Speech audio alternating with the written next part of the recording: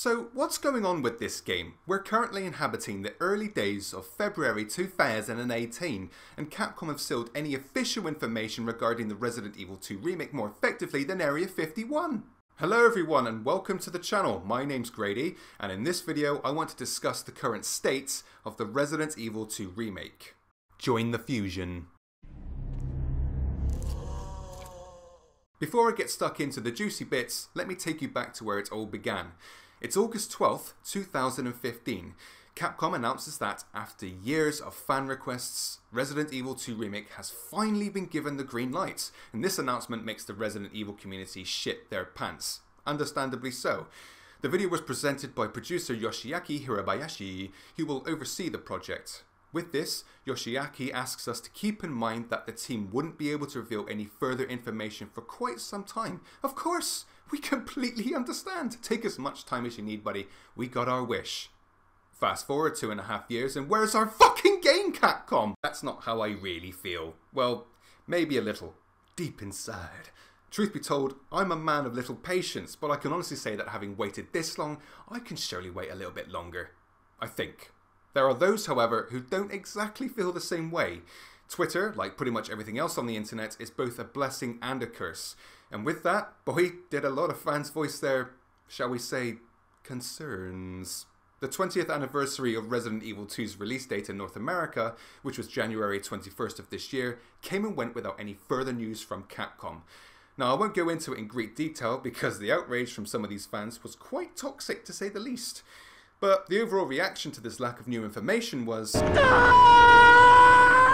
Let me indulge you. Prior to the anniversary, speculation ran fucking wild and fans eagerly awaited fresh news regarding the game. Capcom's R&D department even posted photos on Twitter which included Resident Evil 7's dummy finger, as well as what looked like a traditional typewriter. A tease, perhaps. Nope! Turns out we, the fans, made something out of nothing. I guess the approaching anniversary coupled with Capcom's dummy finger posts didn't exactly help tame our expectations and excitement. But hang about. Resident Evil 2 was released in Japan on the 29th of January. Well, that settles it. Just one more week to go and maybe some new information will be revealed then, right? You thought wrong. Actually, something did come of this. Capcom's R&D department posted a photo on Twitter which showed a deliciously disgusting cake in the shape of the infamous liquor, as well as the official mission statement for the remake. We do it. So, were Capcom trolling us? Were the fans' frustrations justified? Now, we're at the present day, and amidst the fire and brimstone, a supposed leak from a somewhat credible source surfaces online, as if to tame the masses, desperate for even just a snippet of informations, detailing various aspects of the game. I swear Capcom have more leaks than a fucking submarine. I'm fully aware that countless videos on YouTube have covered this questionable content, but there is one aspect of this supposed leak I'd like to discuss. So if you don't want to hear any of this information, click away now. I wouldn't blame you. Just be sure to leave a like before you go. Cheers! Now, I'll be honest, I hate potential spoilers with a fucking passion because it can alter your overall experience. But this particular potential spoiler is to do with what perspective we'll be playing the game from. And that's the controversial decision to implement the over-the-shoulder mechanic from Resident Evils 4, 5 and 6.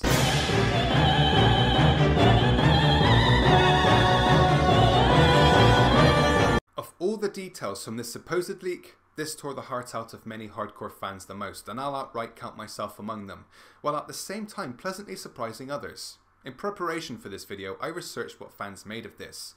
I visited various websites and read a shit ton of comments. I even ran a poll on my Twitter page, EBTGrady, asking the fans if they preferred one of the following mechanics, and the reaction, as you can see, was quite unanimous.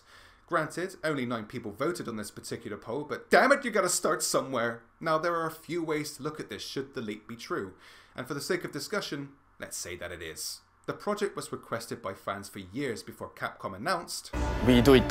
Now, I for one have wanted this to happen for a very long time. I can't put an exact date on it because I've got as good a memory as a goldfish on crack, but I imagine it would have been only a short time after or even during playing the first remake religiously on the GameCube, and that was in 2002.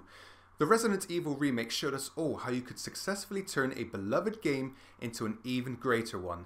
The improved gameplay, the enhanced graphics, the vast improvement of that god-awful yet endearing acting. Everything about the remake still holds up today. After playing the crap out of it, it was only natural for us old-timers to think, imagine what Resident Evil 2 would be like with these enhancements.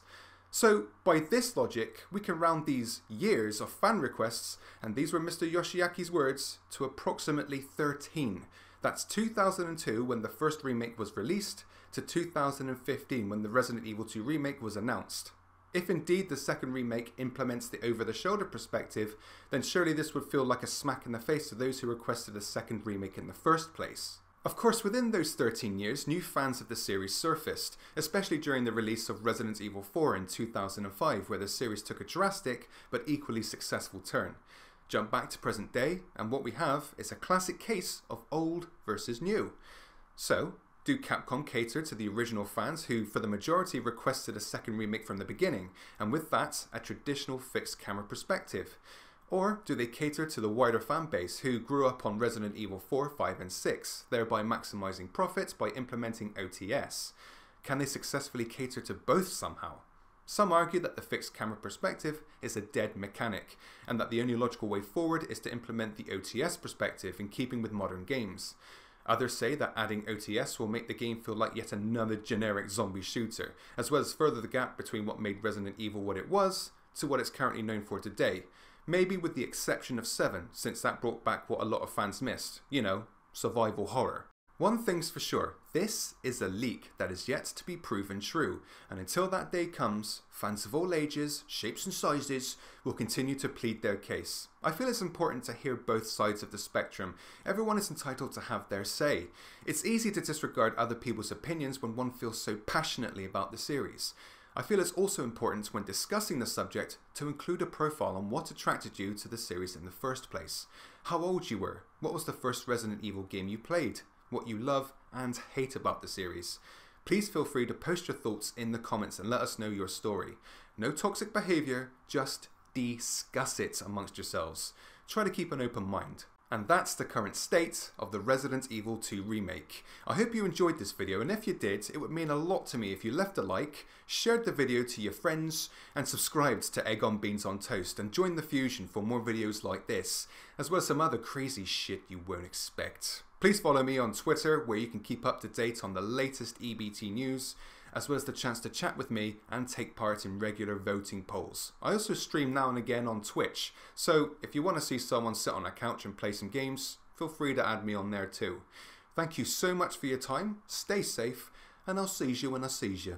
Now, where did I leave that sandwich? We do it. やりますよ。